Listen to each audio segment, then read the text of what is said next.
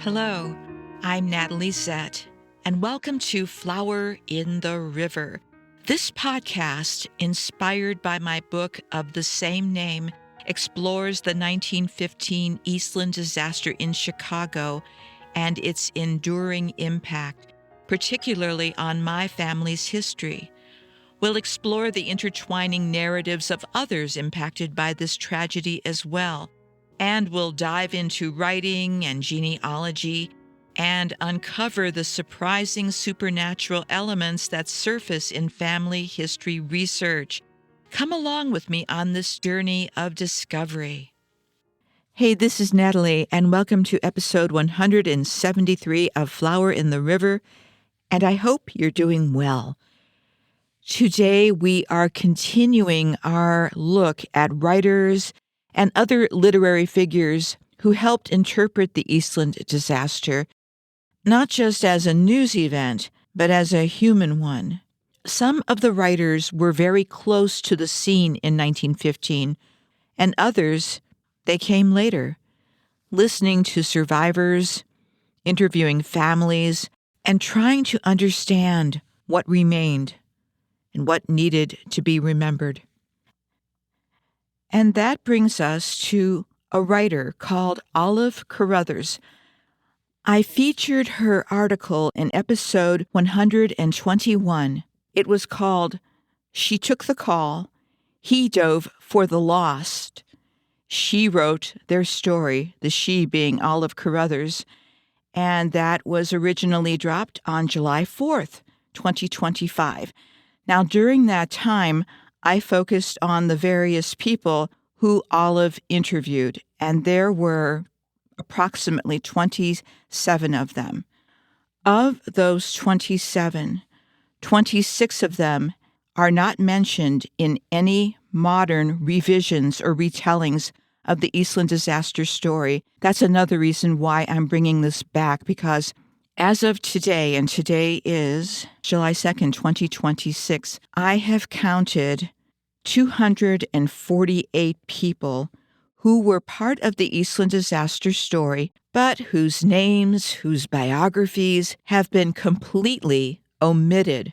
And I say that because there's a mistaken understanding that this history has been maintained, has been kept up to date. However, that's not the case. And I want to make sure that I note this in each episode because, after all, these podcast episodes may very well be the only historical records that are available for these people, at least for the time being. So let's get acquainted or reacquainted with this writer. And there are so many twists and turns to Olive Carruthers' life. Olive is one of the more compelling and somewhat frustrating people that I've profiled for this podcast. But she's also one of the most intriguing, and I do love a genealogical historical challenge.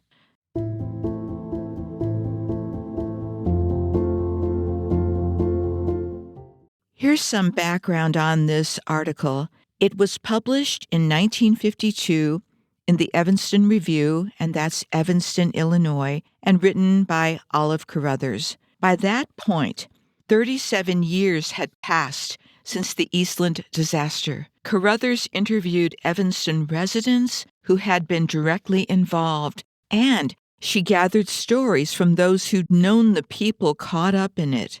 She spoke with an astonishing number of people, then wove all of this together into a cohesive, condensed piece that fit her newspaper's space limitations. Those of us who've written for print know those constraints very well. You're given a word count, and anything over it gets cut. So Olive had to juggle those limitations as well. And listen to how she draws us into the story until we feel like we're part of it, and how effortless she makes it seem. Though this type of effortlessness takes real skill. So let's hear what she had to say.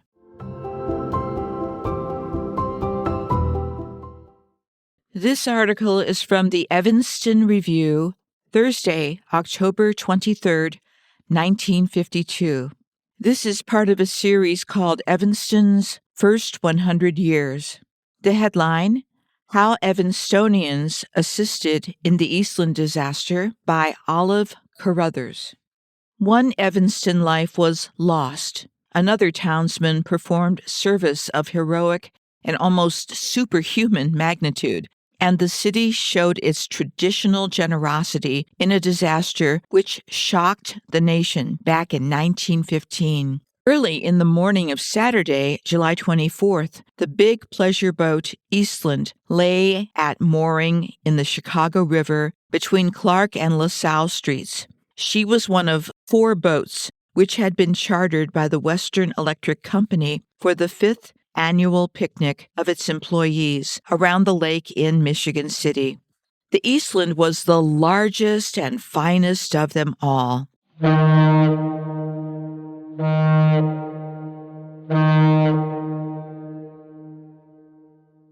3,000 people had gone aboard, and the boat was ready to cast off.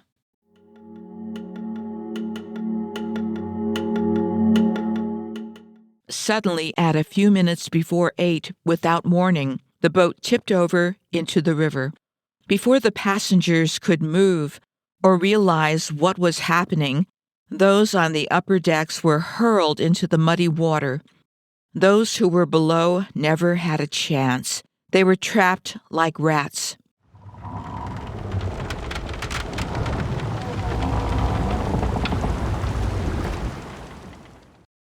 In minutes, the boat was nothing but a floating bier. The horrified crowd on the banks sent in a fire alarm, and all the stations in the city responded. Ambulances armed with pulmotors and filled with doctors and nurses arrived.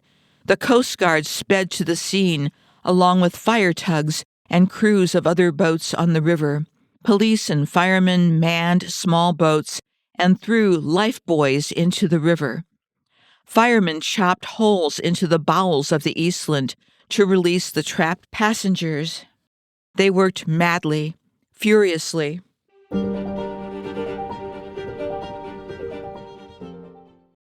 Out in Evanston, one of the first persons to hear of the disaster was Catherine O'Reilly, who worked for the telephone company.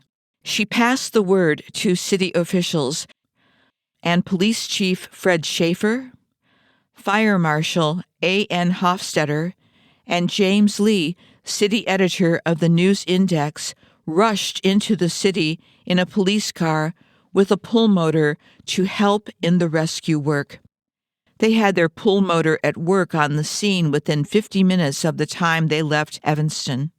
As soon as Miss O'Reilly had passed on the message to the Evanston authorities, she turned her post over to someone else and, with the chief clerk and head telephone operator, took a train for the city. For her brother, Patrick O'Reilly, had gone to Chicago the night before to attend the picnic.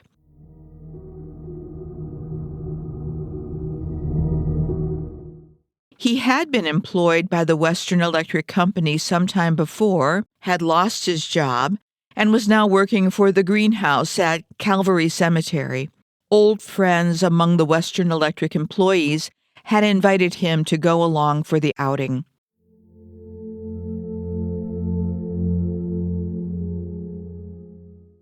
Headline, Fear Others Are Aboard. It was feared that other Evanstonians were aboard. Edward Walder, son-in-law of James T. Bartlett, was an executive in charge of a department at the electric plant. He had gone across the lake in advance to arrange the grounds for the picnic, expecting his wife and children to come along on the excursion boat.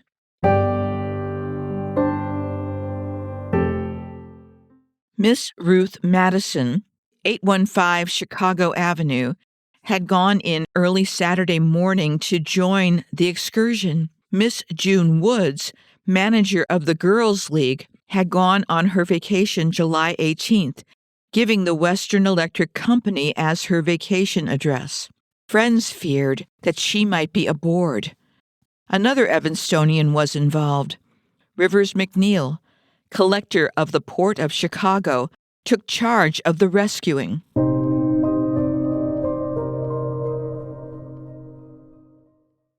When the rescue work in Chicago had got underway and it became apparent that many passengers, an estimated 1,000, were trapped and drowned in the bowels of the boat, C.C. Sainer of the Chicago Engineering Department, former Assistant Commissioner of Public Works in Evanston, remembered Enoch Moberg's diving.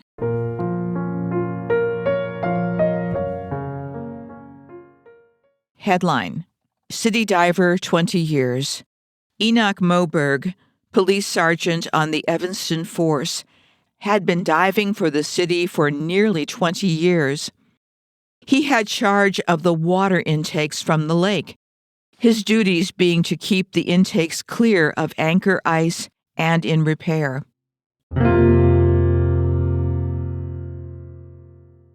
Sainer drove out to Evanston Saturday morning as fast as a good car would take him, got the consent of the chief to borrow Moberg, and had waterworks engineer Charles Lapp released from duty to help.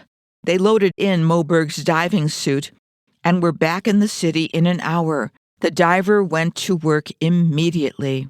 His own story, given to the press at the time, is more graphic than any present rewrite could be.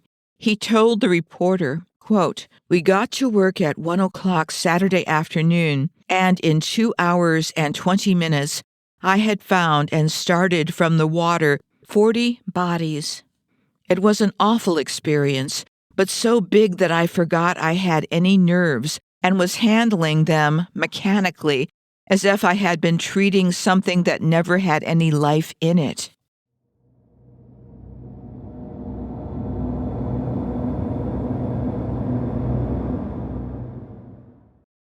Headline: Gropes Way in Boat. I had no trouble with my air. Charlie Lapp always attends to that all right, but I found it very hard to get down the firemen's ladders which had been placed there and to explore the upside-down cabins. The decks were straight up and down like walls, and it was utterly dark, so I had to grope my way foot by foot among topsy-turvy furniture, feeling for bodies.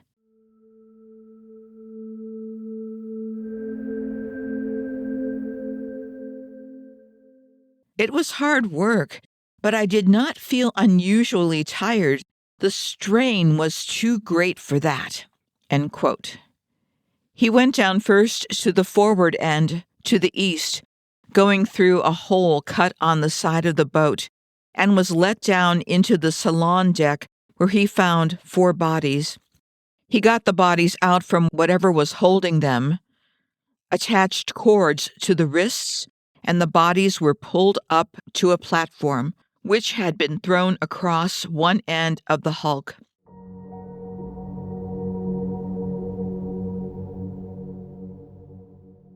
From there, they were taken ashore. He found a pile of bodies in the afterquarter of the same deck, wedged into a pocket about 8 feet square, and what was evidently a stairway to the upper deck. He figured all the people had rushed together in a frantic effort to reach the stairway when the boat turned over and they were wedged in.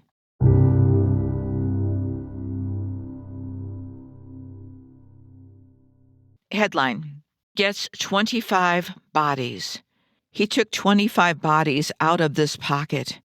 In another part of the cabin, he found a woman's body and those of her 2 children, one about 4 years old and the other less than 2. The baby was under a table with broken dishes and glass piled around. Enoch Moberg worked all afternoon and took out between 55 and 60 bodies. Sunday morning, he started again at 7 and worked until 11:30. Quote, "I can stay under 7 hours if necessary," he said, "but usually do it in 2-hour stretches. I heard," he continued, "that one of the divers went crazy and died later. I did not have time to notice what the others were doing." 5, besides myself, were diving, nearly all Scandinavians who take to diving work. All afternoon Sunday, I was working outside the boat, between it and the dock. I found no bodies there. I searched the bottom of the river, along the piles and foundations, very thoroughly. When the boat tipped, all persons thrown overboard fell toward the center of the river, and I understand that other divers working there found a number of bodies. Those who were rescued alive were among the upper deck passengers who were catapulted into the water. Mr. Moberg put in nearly 2 full days in the rescue work, stopping hardly long enough for fresh air and food. He pulled out 3 more than 70 bodies of the drowned victims. Headline: Mother and Children Safe. Evanston soon learned that the whereabouts of the people who were thought to have been on the excursion boat, Mrs. Walder, and the children were safe. They had not gone on the trip at all, but had come to her father's home in Evanston on Saturday night. Ruth Madison had a remarkable escape. She had boarded the Eastland, but as soon as she got on, a police officer came along and ordered 50 passengers off, saying that the boat was overloaded and not safe. It turned over just a few minutes after Miss Madison got to land. Sometime during the day on Saturday, June Woods telephoned that she was safe. Tom Connell, 1926 Jackson Avenue, told how losing a job saved his life. He had applied for work as a kitchen helper on the Eastland. He was told to get on the boat, and if the regular man did not show up, he could have the job. But the man did come, and Tom walked off the boat just 15 minutes before it turned over. Only Patrick O'Reilly, 20 years old, was lost. When his sister, Catherine, and her friends arrived at the river, the crowd was so dense that the police wouldn't let her through. So they went to the Information Bureau at 214 North Clark Street and waited an hour and a half, only to learn that Pat had not been listed there. They went back to the boat, but still could not get through the crowd. At an emergency station of the telephone company in Chicago, Catherine got in touch with friends and learned that her brother's body had been found and taken to 328 West Chicago Avenue. There it was identified and taken to Ahern's funeral parlor on Kedzie Avenue.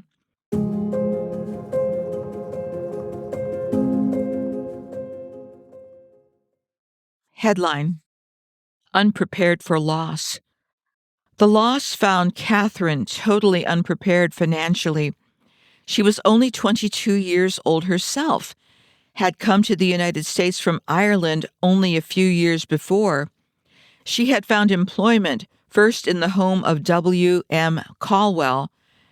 After she went to work for the telephone company, she stayed on in the Caldwell home, earning her board and room in her spare time.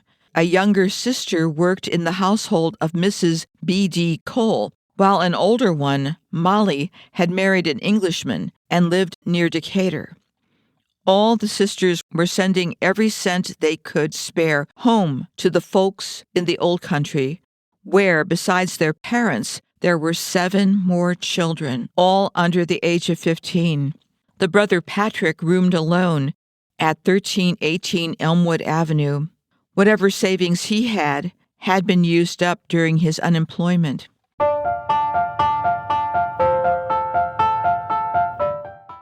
Monday after the disaster, the board of directors of the Evanston Commercial Association met and voted to ask the Chicago Association what they could do to help. George Kearney called attention to the plight of Catherine O'Reilly, and it was decided to offer her help first, at least to the extent of the funeral expenses. The Elks wired the mayor of Chicago their offer of assistance, as well as the Evanston Commercial Association. Evanstonians on the Chicago Special Relief Commission included James A. Patton, D.R. Forgan, E.J. Buffington, W.A. Gardner, and Northwestern University's president, Abram W. Harris.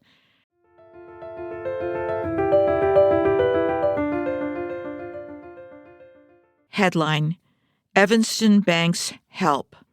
All the Evanston banks aided through the Chicago Clearinghouse, which subscribed $20,000 toward the relief of the families of victims.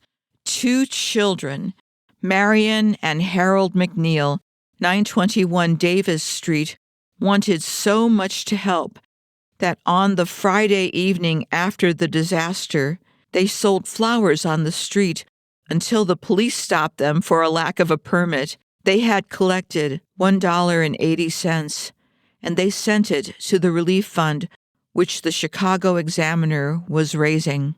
Enoch Moberg, who retired in 1925 after 28 years of service for the city and now lives at 1426 Elmwood Avenue, remembers the disaster as though it happened yesterday. Quote, "It was harder work moving the furniture and wreckage than bringing out the bodies," he said of the great service he rendered. End of article.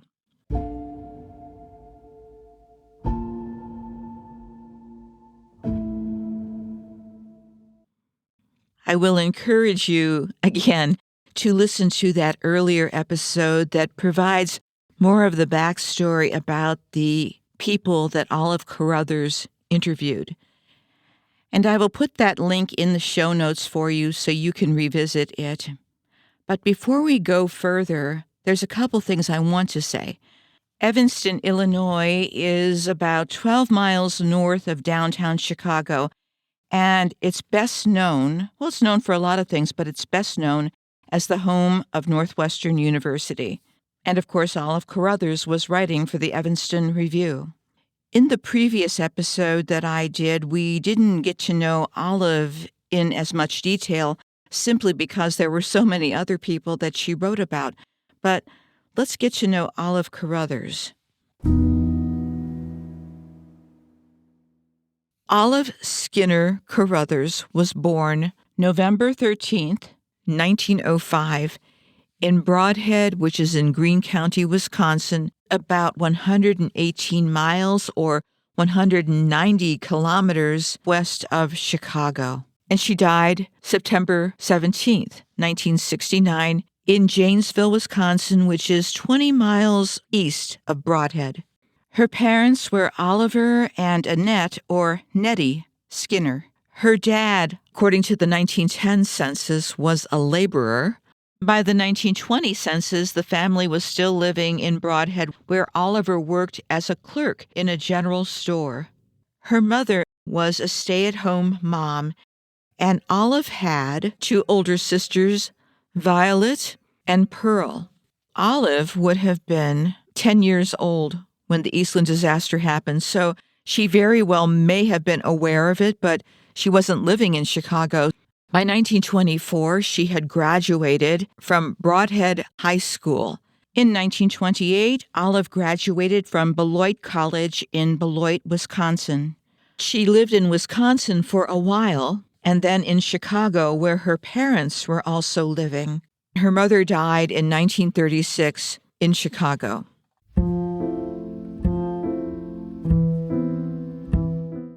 In 1938, Olive Skinner married William Wells Carruthers in Chicago. She was 32 years old. And at that point, there's no record available that tells us where she was working. 2 years later, in 1940, Olive and William moved to Kentucky. This information is from the 1940 census. It appears that they were living in a hotel, and they are both listed as lodgers. The address is illegible, but they are living in Bardstown, Kentucky. At that point, Olive was not working, and her husband was an assistant manager at a hotel. And in 1944, Olive's father passed away. He was buried in Wisconsin.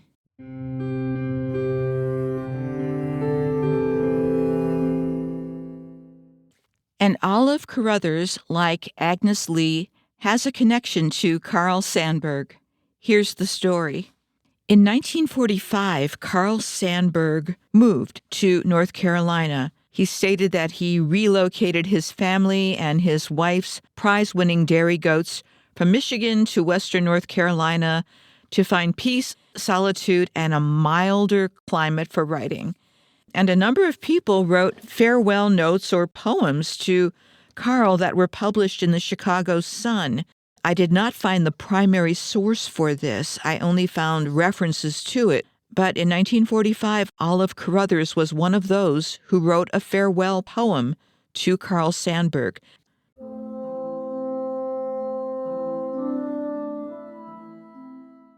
In 1946, Olive's husband died. This is his obituary from the Kentucky Standard, Thursday, May 23, 1946. William W. Carruthers dies in Chicago, Illinois. Writes here Friday. William Wells Carruthers, 45, formerly of Bardstown, died Tuesday, May 21st, in Chicago, Illinois, of a heart attack following a brief illness. He was an accountant for the Instrument Produce Company of Chicago. Mr. Carruthers was born in Bardstown. He was a graduate of Bardstown High School and attended the University of Kentucky. He was a member of Bardstown Baptist Church. Surviving are his wife, Mrs. Olive Carruthers, one sister, Miss Emily Carruthers, and two aunts. The remains are at the Mann and Smith Funeral Home, and funeral services will be held there. Reverend Dr. W. H. Moody officiating. Interment will be in the Bardstown Cemetery.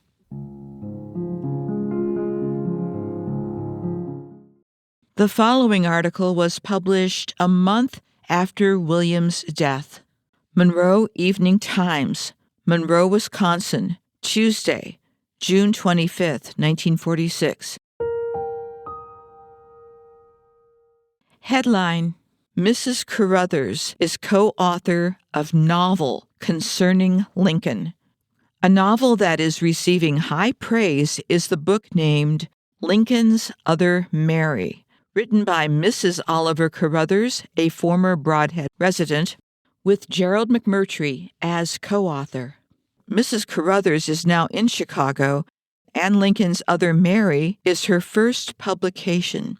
She has reviewed light fiction in the Chicago Daily News and the Chicago Sun Book Week.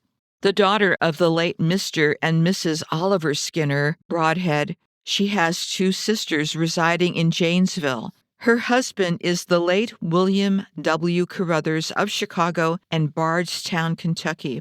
The new author is a graduate of the Brodhead High School class of 1924 and Beloit College, 1928. End of article. In the midst of all of this loss, Olive publishes this novel. This is a fictionalized novel about Mary Smith Owens, and she was future U.S. President Abraham Lincoln's fiancée for a short time, following the 1835 death of Anne Rutledge.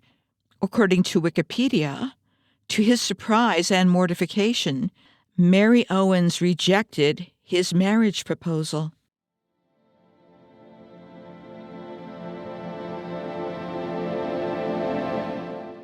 And Olive Carruthers' co-author was Gerald McMurtry, who is someone that we definitely need to get to know better.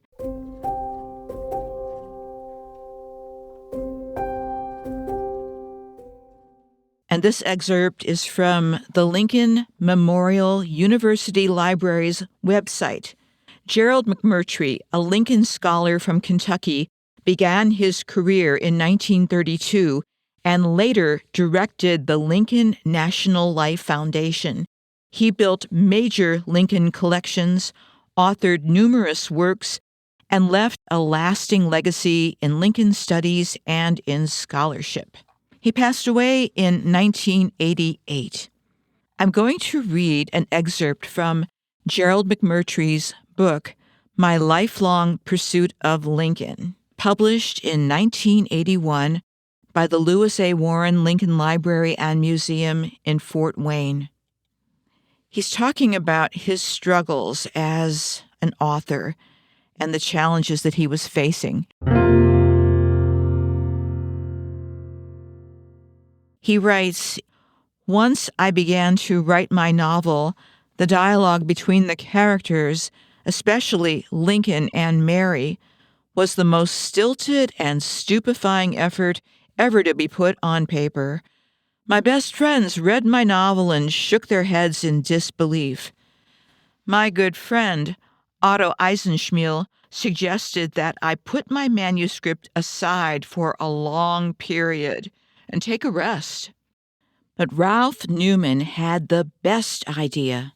He knew a woman novelist who could take my research material and do wonders with it. Her name was Olive Carruthers. She was a chain-smoking, gravel-voiced time bomb. She did her best work under pressure. Her greatest stimulus was not newly discovered historical facts, but a deadline. I was tremendously pleased with her work. She took my voluminous notes, some of which I had made when I visited the Nathaniel Owens home in Greene County, and very soon she had ready for publishers a manuscript entitled Lincoln's Other Mary. I was to write an appendix to her novel, a task that I was well prepared to do. Ziff Davis, a Chicago, New York publishing firm, agreed to take it, and without much delay it was released in time for an extended review in the July 8, 1946 issue of Time magazine. The Time reviewer really had fun criticizing the book. He said that Mrs. Carruthers had whipped up a quote-unquote mess of taffy prose. He made disparaging comments relative to Mary Owens. He wrote that Lincoln, according to the novelist, quote, appeared to have begun the affair at a full rolling boil, and he provided his reader with a brief synopsis of the romance. His comments relative to Miss Carruthers were entirely undeserved. The reviewer did say, quote, luckily for the reader who wants to know what really happened, historian R. Gerald McMurtry retells the unadorned facts in an appendix which is almost as long and far better than the Olive Carruthers novel. The book sold fairly well and made a little money for the authors. However, it would have enjoyed a larger scale if the publisher had anticipated the excellent publicity that it was to receive. There were 2 or 3 printings after the initial run, but many disappointed buyers who inquired for a copy of the bookstores the first time never went back for a copy the second time. The whole experience for Miss Carruthers and me was a pleasant one. She did not mind the adverse comments. I decided never again to attempt a novel. I would have loved to have met Olive, the chain-smoking, gravel-voiced time bomb. Yes, I would have. What I liked about McMurtry is that he has a sense of humor about himself and about the world in general, and even his description of Olive, which is quite comical. I felt that he respected her and held her in esteem. And the perspective of a co-author, a colleague, well, that is another priceless find. But we will continue.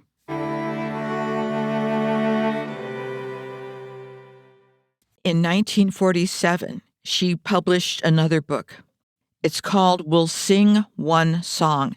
And here's the publication notice. We'll Sing One Song is the title of a novel of life in Kentucky written by a Beloit graduate of 1928, Olive Skinner Carruthers, who writes under the pen name of Olive Carruthers. I want to pause here and say Her actual married name was Carrothers.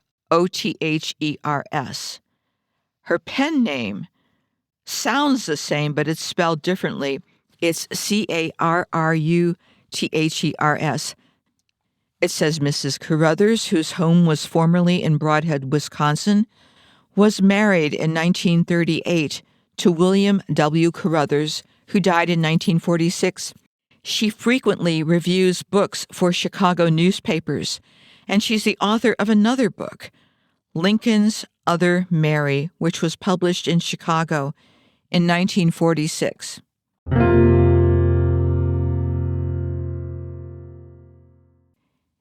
In the 1950 census, Olive was living in Chicago. Her occupation was listed as a secretary, and she was working in a doctor's office. I suspect that, like so many writers, self-included, she had to take a day job to pay for things. Even with publishing 2 books and her work on the various newspapers was not bringing in enough income. But she continued writing for the Evanston Review, among other publications. On October 9th, 1952, she wrote an article about the Iroquois Theater fire in 1903 because many Evanstonians were involved in that. At some point, we will revisit the Iroquois Theater fire and its connection to the Eastland Disaster, and I will share Olive's article. We'll continue. On October 23, 1952, Olive published in the Evanston Review the article that you just heard, How Evanstonians Assisted in the Eastland Disaster, and Olive just keeps on working. This article is from the Glencoe News, August 6, 1953. Olive Carruthers given scholarship. The Medill School of Journalism of Northwestern University has awarded a scholarship for graduate study to Olive Carruthers, Chicago novelist, feature writer for the Evanston Review, and book critic for the Chicago Tribune. It was announced by Dr. Albert A. Sutton, chairman of the scholarship committee. She will work toward a master's degree in journalism beginning this fall.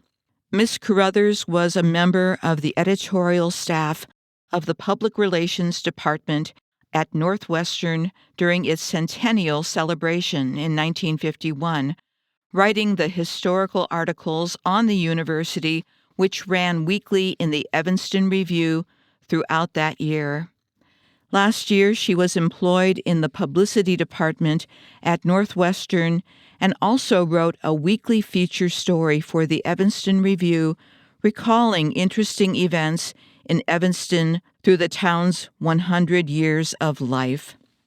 She is presently employed by the American Library Association Division of School Librarians and has continued feature writing for the Review with stories of industries and associations in Evanston which have nationwide distribution and significance.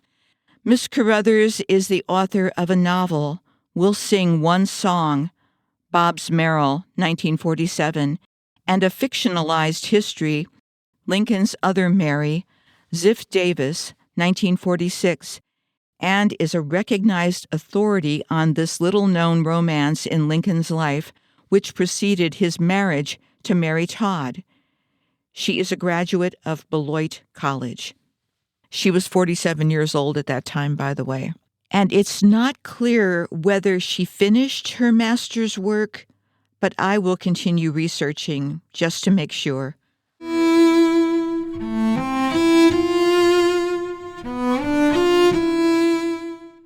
This is from the Monroe Evening Times, September 18th, 1969. Local author dead at 63.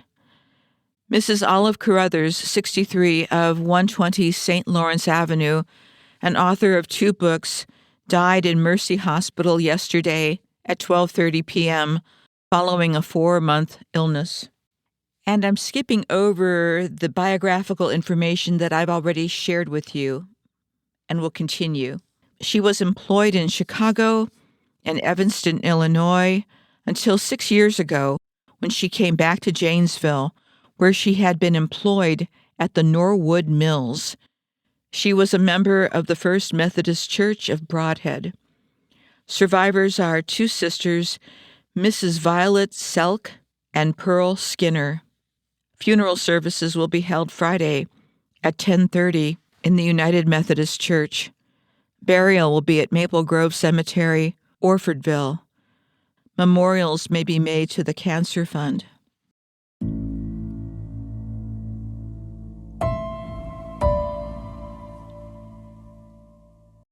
We'll have Olive Carruthers provide the closing words for this episode. This is from the Chicago Tribune, Sunday, December 6, 1953. Article title is Among Our Kind of People by Olive Carruthers.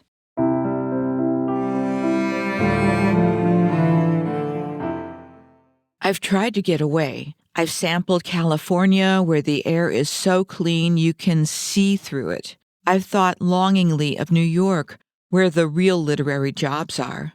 I've hungered with all my heart for Bardstown, Kentucky, where my husband is buried, where spring bursts into golden bloom in February, and living is a slow and gracious thing.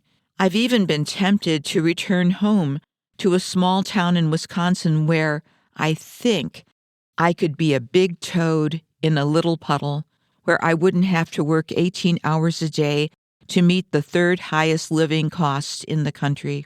But I stay in Chicago, and that pull isn't only the stars falling into Lake Michigan or the beacon cutting the night like a silver sword, though those are strong homing magnets. There are a couple of other considerations which for me preclude migration. One is my present newspaper connection. If you're trying to be or become a journalist and critic as well as a novelist, your newspaper affiliation is of paramount importance. I'm happy with mine. My editors give me elbow room. I can be myself. To my knowledge, no book review or feature article of mine has ever been blue-penciled or cut except for space limitations. I can write, not for the paper, but for Olive Carruthers. And being such a belligerent individualist that nobody can get along with me, I couldn't write on assignment under other conditions. Another thing, my paper speaks to and for what to me spells America, the great Midwest, which not only embraces the majority population of the nation, but also expresses the American personality. But that isn't all. In the heart of Chicago is a commercial enterprise which is the heart of a world so small and esoteric that many people don't know it exists. The Lincoln world. That community is peopled by Lincoln writers, scholars, collectors, and admirers of the Civil War president. You don't get in by just asking. You have to earn and learn the password. This interest is more than intellectual escapism. It grows out of a shared belief that the ideals and ideas of democracy can best be nourished through study of the life and work of the man whose name means democracy to all men everywhere. It is perhaps a stringent indictment of the rest of the country that the Lincoln world seems to be geographically limited. It may be that only in the Midwest, which produced him, can Abraham Lincoln be understood. He was our kind of people. And I'll stay here, among our kind of people.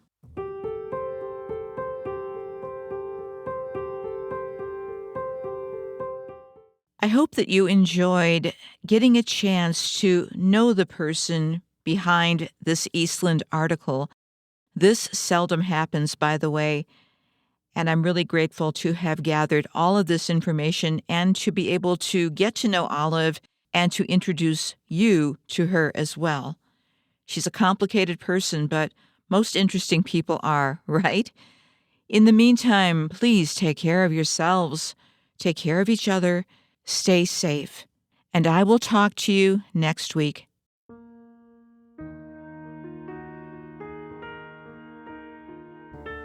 Hey, that's it for this episode, and thanks for coming along for the ride. Please subscribe or follow so you can keep up with all the episodes. And for more information, please go to my website. That's www.flowerintheriver.com. I hope you'll consider buying my book, available as audiobook, ebook, paperback, and hardcover, because I still owe people money.